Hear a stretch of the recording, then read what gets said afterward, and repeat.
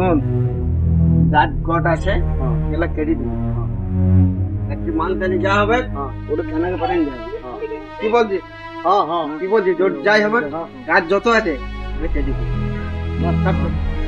ও তোরা গাছ কাটতেছিস, ও বটটা বলতে কি হবে?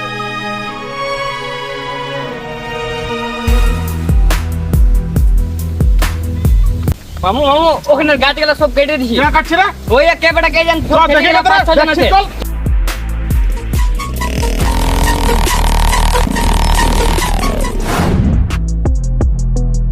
ওই কোথায় কাটছিস দেখা গেল?